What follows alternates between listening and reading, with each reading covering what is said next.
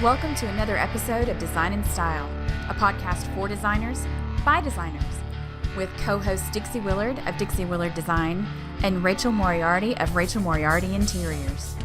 The Design+Style podcast is brought to you by the Design+Style Visibility Lab. The Visibility Lab is the only membership group that focuses on the latest strategies and tools to help you get more visible while showcasing your specific brilliance. We've got weekly online office hours with both of us, monthly topics, in-depth worksheets, and exclusive monthly trainings. So, I'm excited. I am too. I can't, when he reached out to us.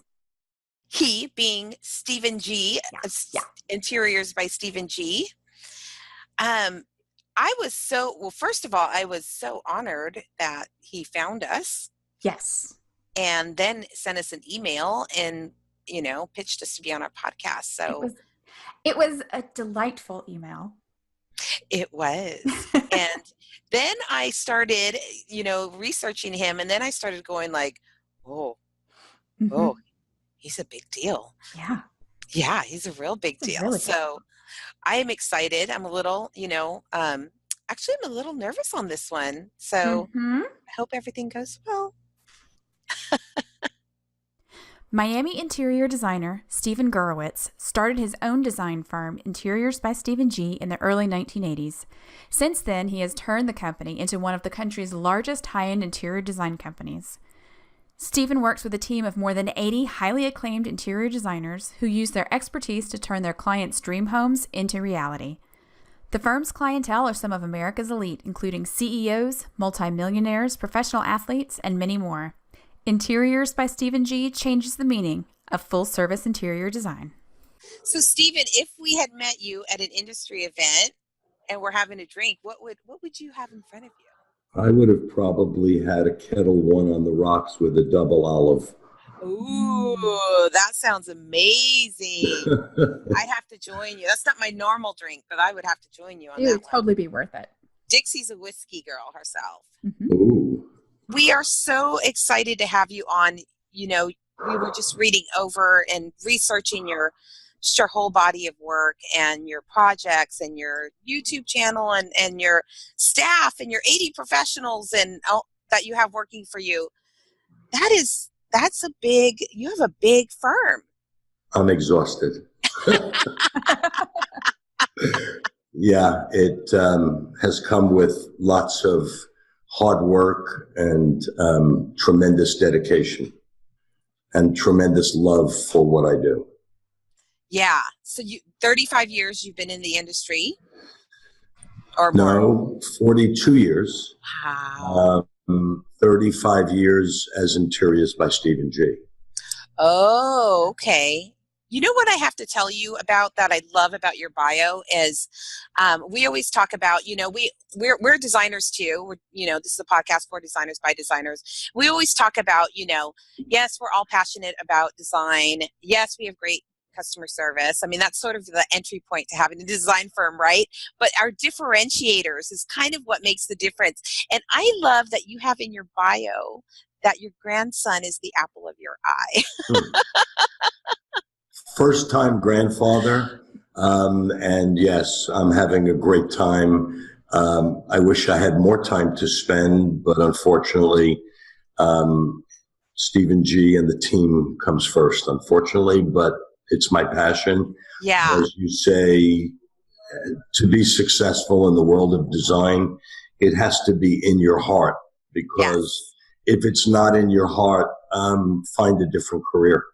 Yes. Yeah. You really do have to embody it, really, because for me it comes out in every aspect of my life. It's always present. It's more than a passion. It becomes your life.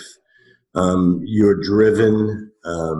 You're working hard, and when you smell and sense and feel the success, the drive becomes even deeper and harder.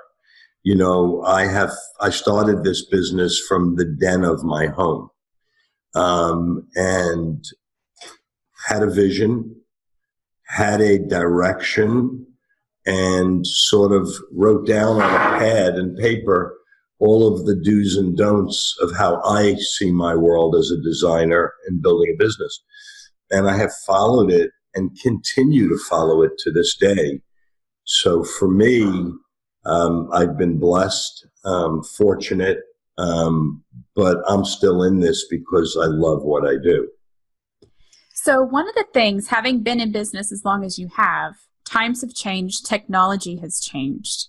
How have you been challenged as far as keeping up to date with the latest technologies?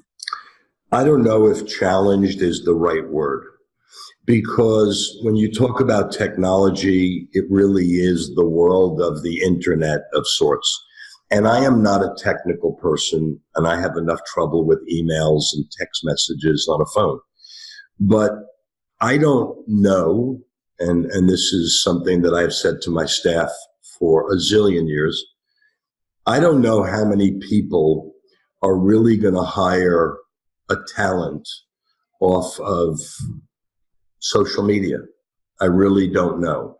Yes, it gives you exposure, but I think there's nothing better than the actual work that you do and being able to show a client that firsthand. So yes, we're involved in all the social media there is. Yes, we have our website, and yes, we update, and yes, we have a company that manages for us some of the stuff. And, they talk you into the next step and the next step. At the end of the day, I'm still waiting for somebody to make an appointment and walk in our showroom and that says to me, I saw your podcast, or I saw your story on the website. Mm-hmm. I've never had that. But the interesting thing about the world today is that we have clients from all over the world. Here is South Florida is a melting pot. So we speak and write 7 languages. So what I find to be more important for us is being able to communicate, read, write their language, and speak their language, so that if we were on a Skype call, we could communicate if they're not here, because we're Federal Expressing presentations all over the world. Mm-hmm. So I'm not sure if, the technical aspect has been that challenging for us.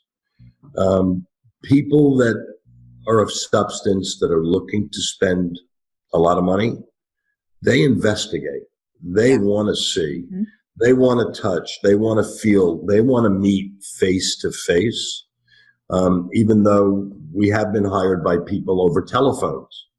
I always thought that was a bit strange, but I said, don't kiss a gift horse in the mouth.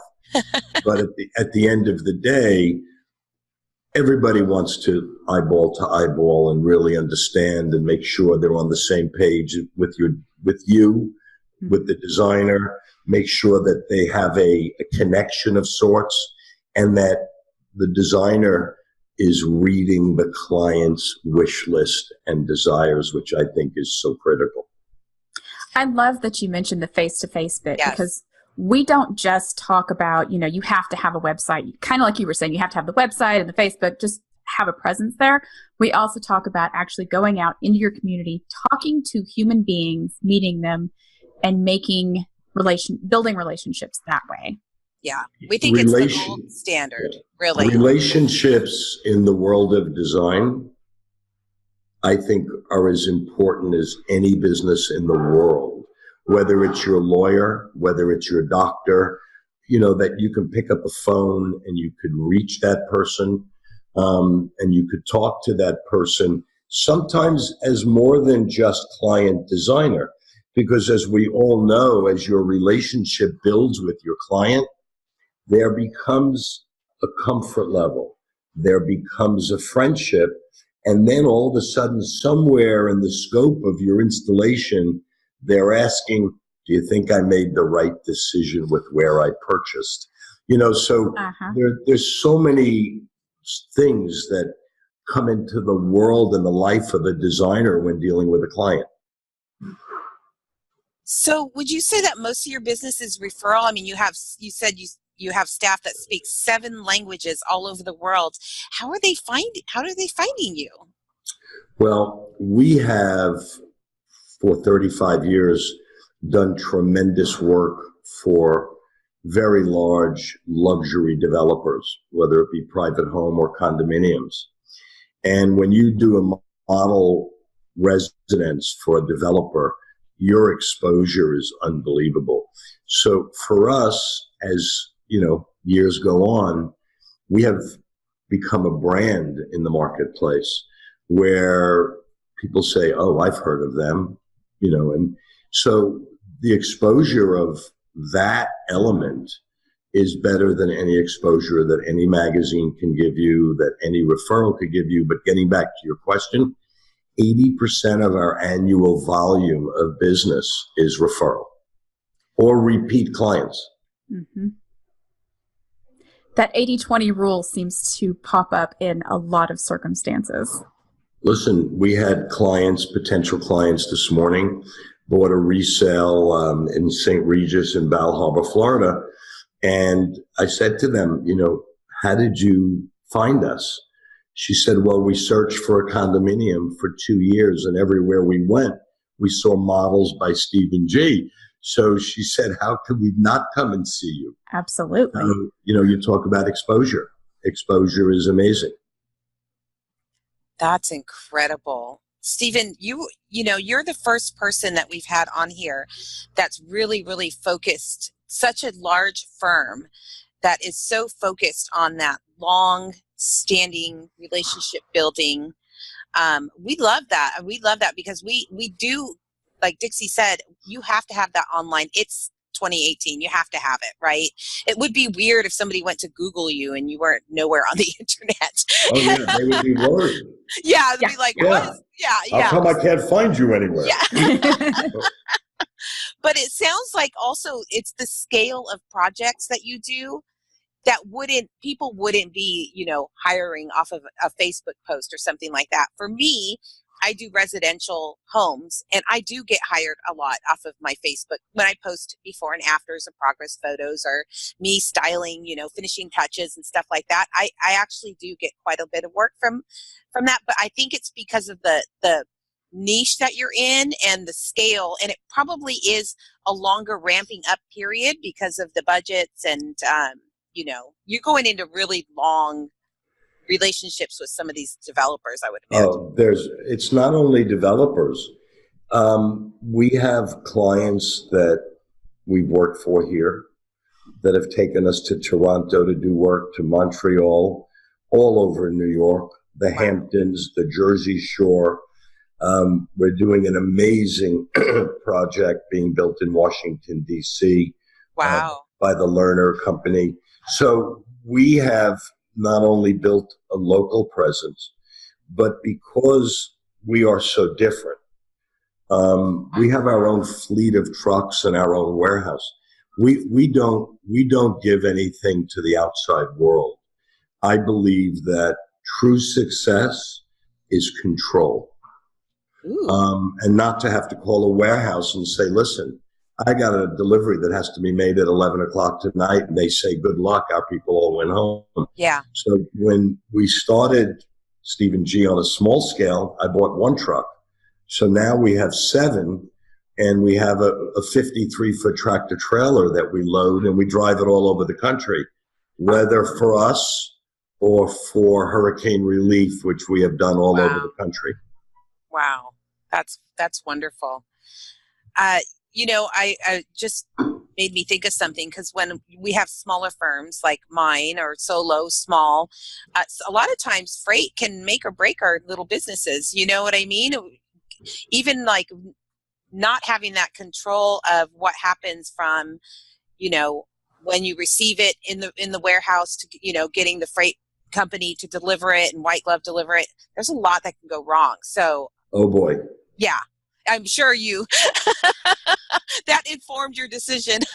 Well, again, when you deal with people that are demanding, is a good word. Yeah. They feel that they're spending a lot of money.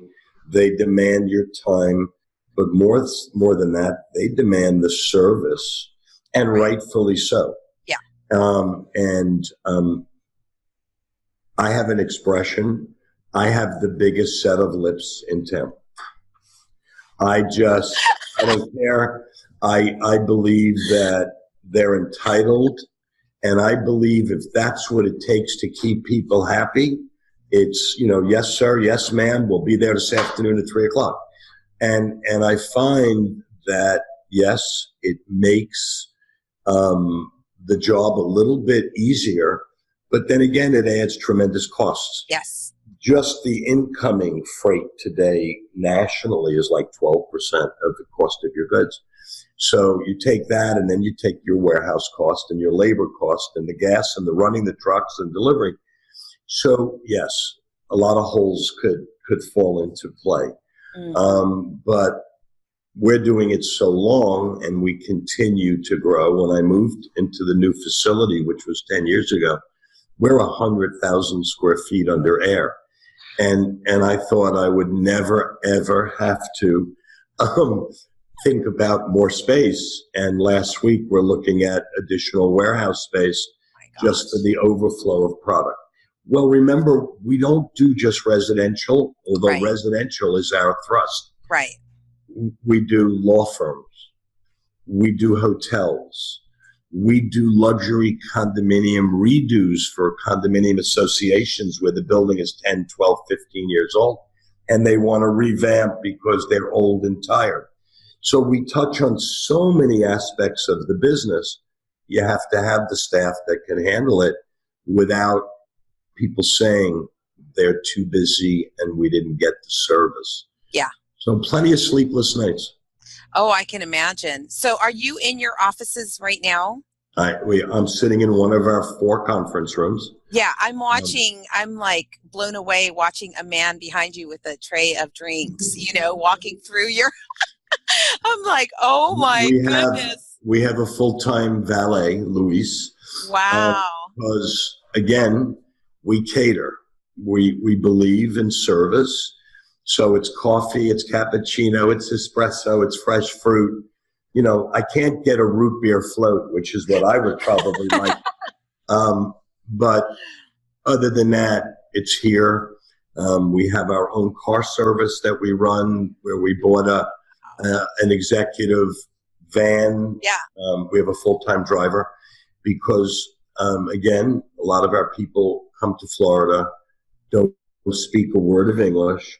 They could be from Brazil or from Russia or from South America. And, so we make it easy. And it's a comfort level. Yeah. You could be the most talented designer in the world, as you both know. Yeah. If the people don't relate to you, it's like going to see a doctor that has no bedside manner, and you leave the office and you say to yourself, I'm not letting him touch me. Yeah. Right. Yeah. So you have to be able to be warm and relate. But, humility is also a very important word. Yeah. For us. Oh, yeah. Well, what you're describing reminds me, I come out of private banking. Before I started in design, and then I did a stint in private banking. And just what you're describing is exactly what the levels that we would do. We would courier, we would pick up. I remember if somebody came in and they wanted a Diet Coke, we didn't have any, and I had it in my lunch bag, that's what they got. So it's that kind of, that's where I learned my service levels. And I'd love to see, obviously I do it on a smaller scale. But that is really, I'm so glad you brought that up, because we hear a lot of people sometimes complaining that our clients want this and their clients want that, and they're asking for this and they're asking for that. I've had one client that, was in the hospital with their husband. It was a Hall of Fame, ball player, and I took her a sandwich and Gatorade because she'd been there all day and was hungry. That's the kind of service that we are in people's homes. So I always say money and homes are the most intimate spaces you can share with somebody. No question. And so I love hearing that, because you just took me back in time to my private banking experience. God, am I glad you left private banking. You and me both. You and me both. Okay, I had one thing that I wrote down when you talked about it and you skimmed over it, and it gave me the goosebumps when you said it. You said that you started your business in your den, and then you had a vision. Did you receive a vision or did you create the vision? I think a little of both. You know, I was in the industry almost 10 years and decided to leave the firm that I was a minority partner in because I basically heard Frank Sinatra sing My Way. And believe me when I tell you, I said there was a better mousetrap and I want to do it my way. And I felt if I hadn't made the move then, I would probably have gone down with the ship because I sensed the firm was not going in the right direction. And I was younger, and I said to myself, now's the time. So I broke away and I said, here's the do's and don'ts. You know, one of the things I always ask a new client, because I think it's so pertinent, what happened to your last designer? Because if they were happy, they wouldn't be sitting here. And for years, I heard all of the issues that all of these people that were now sitting in front of me. So it became sort of my mantra, for lack of a better word. Yeah. And when my staff joins and we built and we created and we kept building, that same list is what gets handed out to every new employee. Because it got us here. Because talent, unfortunately, is only a small part of the design world. Yes. And when I heard people saying, you know, Steve, my last designer was talented. They were 8 months late with delivering my project. I used to wait 2 and 3 days for a phone call. Their accounting system was a nightmare. They buried us in paperwork, and so you started to hear all of the negatives, and it was so easy to build the list of positives because you knew what not to do. My business card for 35 years has my cell number on it. My cellular phone is never off 24 hours a day, 7 days a week. And as we tell people, be careful what time you leave a message or text or email if you're not wanting a reply fast. Because if somebody calls me at 3 a.m. and that phone beeps, I get up and I return the call. It's just me. I'm a little half-baked, but it's the only way that I knew because it's what got me here. And, you know, as they say, you can't teach old dogs new tricks. Well, I just celebrated my 65th birthday the other day, and I still feel like I'm 35, give or take, and still wake up every morning ready to do battle. Yeah. I'm so passionate about what I do. Oh my gosh, did you just get the goosebumps when he said do battle? I love that. Well, that's what it is. Yeah. And when at the end of the day, I say to my staff, it was great sharing the field of battle with you today. Yes. Because that's what it is. Yeah. Good, bad, or indifferent, you are in a battle every day of the week. If it's not with a vendor who's disappointed you, it's with a tradesman who's done a job. Excuse me, am I allowed to say that? We can edit. Good. So at the end of the day, you're putting out fires a big portion of the day. You're communicating a big portion of the day. So by the end of that day, and some of us, you know, work 14, 16 hours a day, and that's who I am. At the end of that, I can't lift the glass of vodka. All I want to do is go home, take a shower, and crawl in. Yeah. It's an army crawl. You've like slugged through the day, right? Oh, boy. Oh, my gosh. So what would you tell our listeners that have this? I mean, like I said, we are solos in small firms. Okay. So I think the first thing that I would tell any solo or any new budding designer who's just come out of school, where I think they don't really teach you everything that you need to know to go out into the world. And last season, we had a design college here. We had about 30 graduating students here for a luncheon and a question and answer period. And there were 2 or 3 students that basically said to me, "How much money do you make?" And I said to them, "Is that why you're becoming an interior designer?" And they said, "Well, we want to make a lot of money." I said, "How's your passion for design? Is it in your heart?"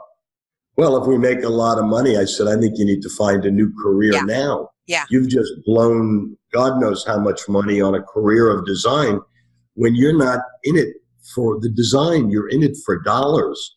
You're better off," I said, "going to the casino, giving it a whirl."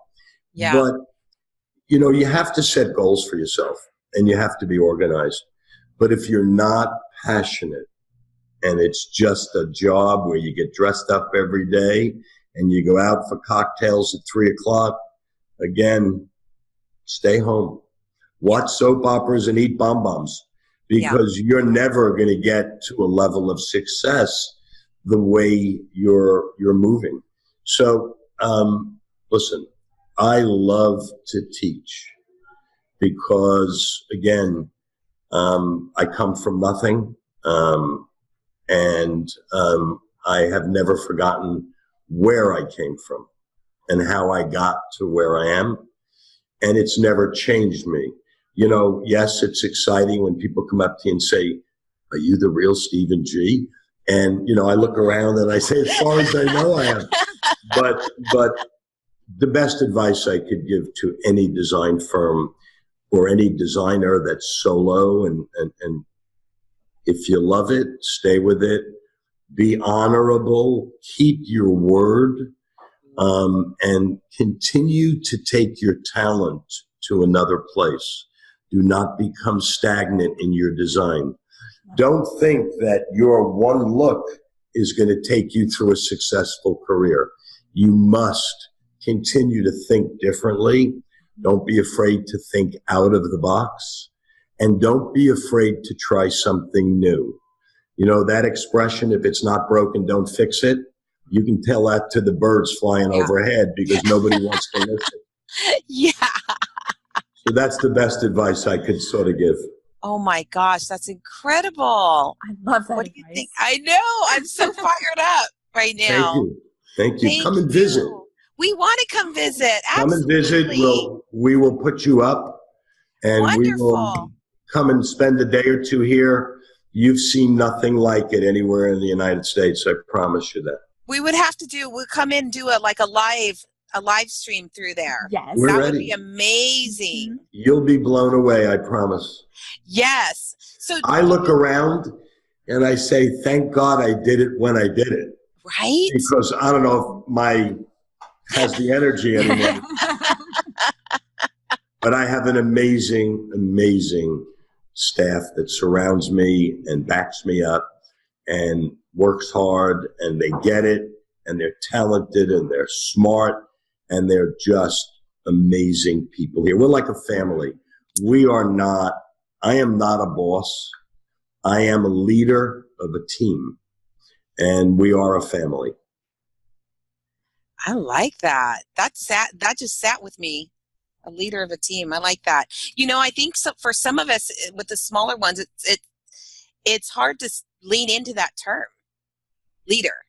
Where a lot of the times because we're the worker, and so the difference is we live in strange times. Yeah.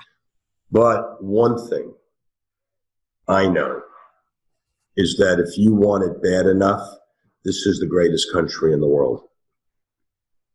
Absolutely.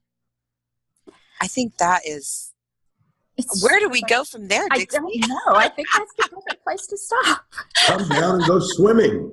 Yes. It's great here. Mm-hmm.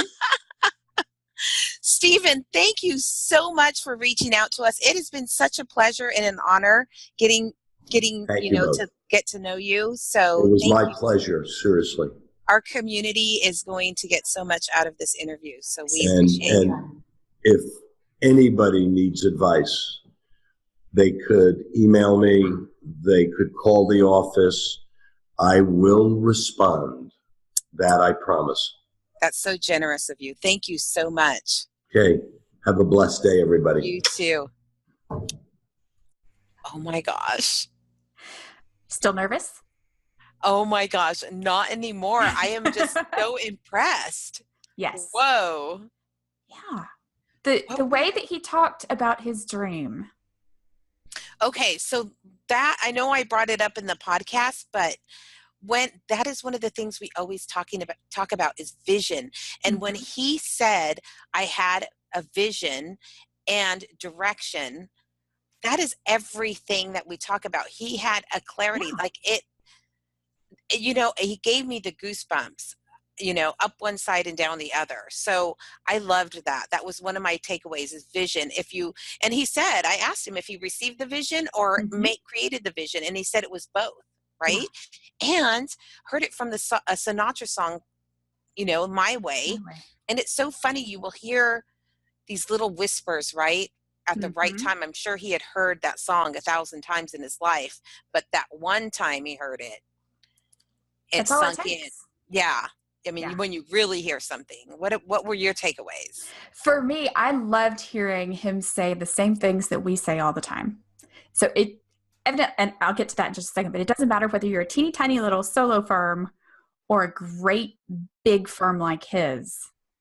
You have to have systems, all of your systems in place. Make sure everybody knows what your standards are, your practices throughout the entire firm. It's about client experience. He makes sure his clients have the best experience. And who wouldn't want to go back or to find out about somebody like him? Such a luxury experience, I think for our community, I know a lot of designers aspire to that. That is what true luxury firm is. That is what a true luxury firm is. I mean, he has the valet, he has the car, he has the fresh fruit and the drinks and the, this and the that and the showroom space. I mean, that. Yeah. Wow. Yeah. And then the one other thing that I got from it, and again, it's something we say all the time, is build relationships. Yes. He's visible on all of the places he needs to be. He doesn't like it. I mean, he doesn't want to go out and do it, but he knows that it's a fact of having a business. And then building relationships in person with not just your current clients, but people who might know your clients. Yeah. For him, it was the condo associations, it was the developers. It's not just the end user that he's worried about. No, I mean, he's 42 years down the road. So all those relationships that he built a brand, he built a reputation, all by, creating that for himself over layers and layers of years. And he kept saying hard work. You have to put in the work, so for that designer standing right at the, beginning of the path, this is a great podcast to listen to. He was so full of, and humble. Yes. I mean, I was so comfortable talking to him. And for us to have gone in feeling a little nervous. No, super sweet guy. Stephen G., thank you. And we will be taking you up on your offer to come down to Florida and hang out at your show. Bye, guys. This podcast was made possible in part through the support of our preferred partners, like the Design Network. The Design Network offers one of the most powerful to-the-trade e-commerce programs in the furniture industry, combining the top brands in furniture, the best prices, and unparalleled logistics all in one place. Go to www.thedesignnetwork.com to join the Design Network's Trade Direct program, create your designer profile, connect with new clients, and start shopping today.